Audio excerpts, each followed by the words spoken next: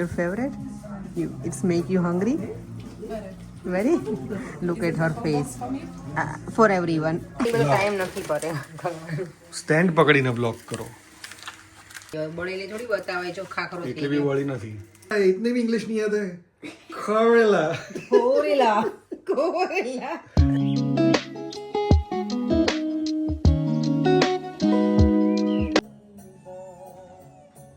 સવારમાં છે ને આજે મેથીના ખાખરા છે અને દૂધ છે મારા બ્રેકફાસ્ટમાં. ગુડ મોર્નિંગ, જય શ્રી કૃષ્ણ, જય સ્વામિનારાયણ. સરસ મજાની મોર્નિંગ સાથે આજે અર્લી જાગી ગઈ હતી થોડી, તો બધું મેં રેડી કરી નાખ્યું છે. આજે દેવમને લંચ નથી લઈને જવાનું, તોય મેં પેક કર્યું છે. કદાચ એને શું થાય કે લંચ પછી લેવાનો થાય, એટલા માટે મેં એને ખાખરા અને ખજૂર પાક ભરી આપ્યો છે આજે. એને મેં કંઈ બનાવ્યું નથી મોર્નિંગમાં. હરે કૃષ્ણ. રોજ હું છે ને તમને સલૂનમાંથી નીકળું ને એનો વિડીયો કરું. આજે મેં જો લાવ સલૂનમાં આવી ગઈ છું ને, અને અત્યારે જેમાં ક્લાયન્ટ છે નહીં, થોડી ફ્રી હતી, થોડો વિડીયો શૂટ કરી લે. અને આજે છે ને હું આ લોકો માટે ઘરે જે સેવ બનાવી છે ને લઈને આવી છું. ચલો એને આપીએ હવે. આજે અલીના નથી આવી, બે જ છે, ઓલ્ગા અને ઈવોના. એ લોકોને બહુ જ ભાવે છે, બહુ. સેવ લઈને આવી છું ને, ચલો હવે રિએક્શન જોઈએ.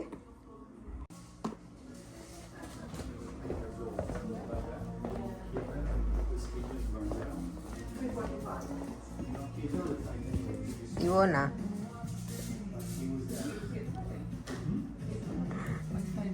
Your favorite? It's make you hungry? Very? Look at her face. For everyone. એને જો આખું બોક્સ એને જ ખાવું છે. You can. Today you two of you, yeah? So it's fine. No one, otherwise you four of you here, so yeah. Save my time. Yeah. I just remember in the morning, let me take it because I made it, I think, on Tuesday, but I forgot yesterday.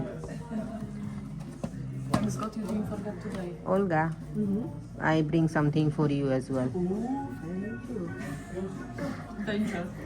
આ લોકોને છે ને, આ લોકોને સેવ એટલી ગમે છે ને, ઘરની બનાવેલી. બને આજે જ બોક્સ પૂરું કરી દેશે મને લાગે છે. ચાલો જો ફ્રેશ થઈને કિચનમાં આવી ગઈ છું. સલૂન ઉપરથી જો ક્યારની આવી ગઈ હતી, તમારા ફ્રેન્ડ સાથે વાત ચાલતી હતી એટલે મેં વિડીયો શૂટ નહોતો કર્યો. અહીંયા જો મારે બનાવવું છે આજે ટામેટાનું શાક બનાવવું છે. કેટલા ટાઈમ પછી હું બનાવીશ.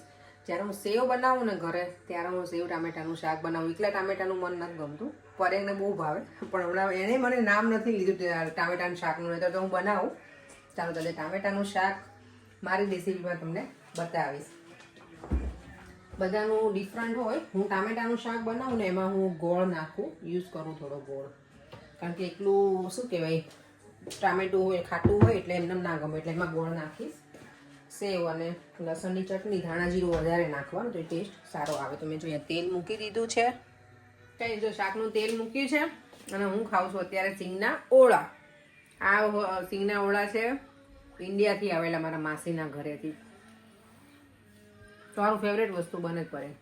શું છે? ટામેટાનું શાક બનાવો. પણ કેટલા ટાઈમથી તમે નહીં ખાધું? રોટલી તો ઓછી ખાવાની છે આપણે. તો પણ ટામેટાનું શાક જોઈ તમે રોટલી ખાવી જ પડશે. નીકળું ટામેટાનું શાક તો નહીં ગમે ને. સેવ ટામેટાનું બનાવીશું, એકલા ટામેટાનું નહીં. સરસ, બનાવો. તો હું આજે રેસીપી પણ આપી દઉં. કેટલા શું કહેવાય ટામેટાનું શાકની મેં ક્યારેય એકેય વિડીયોમાં મેં નથી બતાવ્યું, તો આજે ચાલો આપી દઉં તમને લોકોને. તમને છે ને મેં અત્યારે એવું કીધું કે હું ટામેટાનું શાક બનાવું છું ને દેવમ, તો તું વિડીયો લે. તો દેવમ કહે છે કે મેં આ ક્યારેય સાઇન નથી કર્યું વિડીયો લેવા માટે. તો મેં તને કીધું કે સાઇન કર્યું. કઈ ગટુડી અહીંયા આવ, ચાલ દેવમ, લે મેં દીકરો, ચાલ ફટાફટ. ચાલો જો તેલ આવી ગયું છે. રાઈ,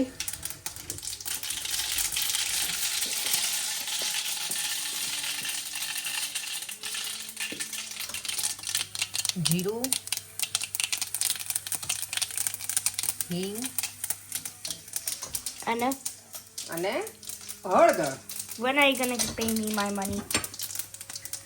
આ તો હમણાં ટ્રીપમાં જવાનું છે, તો એના મની કોણ, અમે જ પે કરશું ને બેટા. પે કરી તો દીધા 100 પાવ. તો પછી ચાલો હવે રાખી દેવાનું. હવે રાખવાનું 10 કલાક માટે. 10 કલાક માટે? હા. It should be burning hot. જેમ તેનું શાક છે આ. Tomato. ઓકે દેવામાં ટામેટામાં તો ખબર પડે છે, અમુક એવા શાકમાં એને આઈડિયા ન આવતો કે શેનું બનાવ્યું છે નહીં. તો પરવળ ને એવું બધું હોય ને ત્યારે ભીંડામાં એને ખબર હોય. ગુવારમાં ખબર હોય છે એમ તને ગુવારનું શાક બનાવું ત્યારે બેટા? હા ઓકે. રીંગણની ખબર હોય, અમુક કારેલામાં ને એમાં નહીં ખબર હોતી. પછી જો એમાં છે ને ધાણા જેવું થોડું વધારે નાખવાનું. ટામેટાનું શાક બનાવું ત્યારે હું એવી રીતે બનાવું છું. સોલ્ટ આટલું બધું સોલ્ટ સોલ્ટ તો જોઈએ ને બેટા. પણ આટલું બધું. હવે મિક્સિંગ ટાઈમ. મિક્સિંગ અને હવે લાસ્ટમાં જશે આપણી હોમમેડ ગાર્લિક ચટણી. સ્પાઇસી છે દેવમને સ્પાઇસી ગમે છે ખાવું નહીં? તો સ્પાઇસી તો હોય જ આપણી મીલમાં. આપણે ઇન્ડિયન છે. એવું અને તમને જો ટામેટાનું શાક પેલું એકદમ સરસ આમ કહેવાય ને કે લાગે ને બરાબર ચટાકેદાર એવું ખાવું હોય તો થોડો ગરમ મસાલો નાખવાનો. આ ગરમ મસાલો હોમમેડ જ છે મારો, પણ મેં નથી અહીંયા બનાવ્યો એટલે સોરી હું રેસીપી નહીં આપી શકું.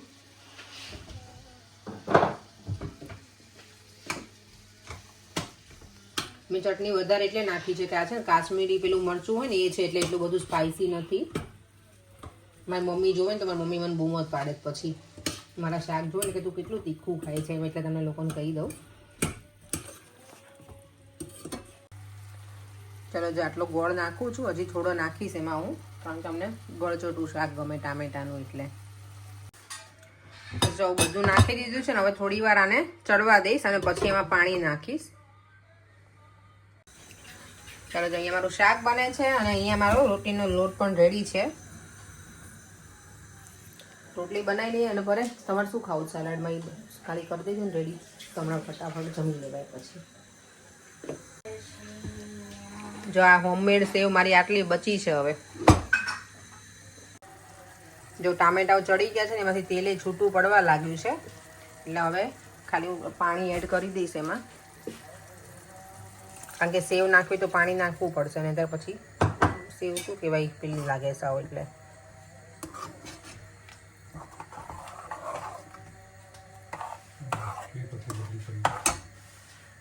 અહીંયા જો પરેન કે આજે મને એકદમ આવી રીતે પરેન કટ કરો તો વાગી ના જાય. ચાલો જો હવે છે ને મેં સેવ એડ કરી દીધી છે, હજી થોડી નાખીશ અને ગેસ કરી દેવાનો બંધ. હવે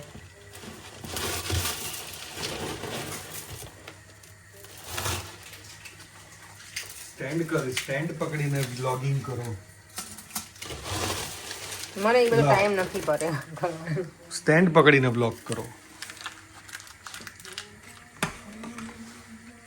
કેટલા ટાઈમ પછી મને એમ થઈ જાય એકદમ શું કહેવાય ઢાબા સ્ટાઇલ કહેવાય આવું સેવ ટમેટાનું શાક. જો કે ઢાબા સ્ટાઇલમાં એ લોકો ઓનિયન પણ નાખતા હોય, મેં નથી નાખી, પણ લાગે તો એવું જ.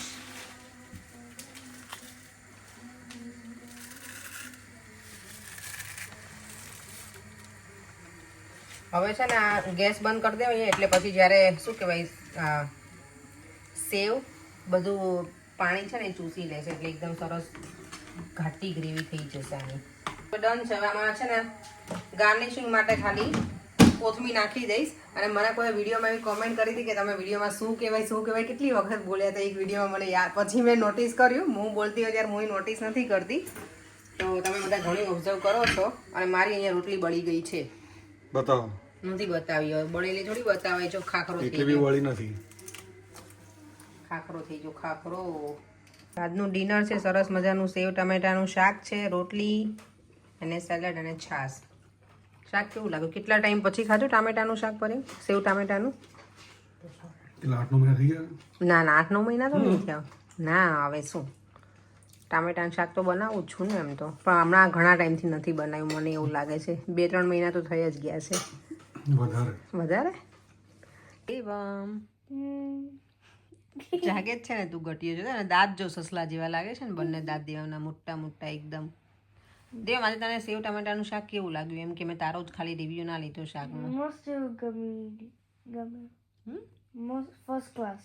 First class. જ્યારે હું સુઈ જાઉં પછી મને આમ ડ્રીમ આવે. એવું ટામેટાનું શાક એવું મસ્ત હતું. ઓ એવું મસ્તનું હતું. અને અહીંયા જો આ સાહેબ અમારે છે ને એના નાટક કરે બેઠા બેઠા અમારા.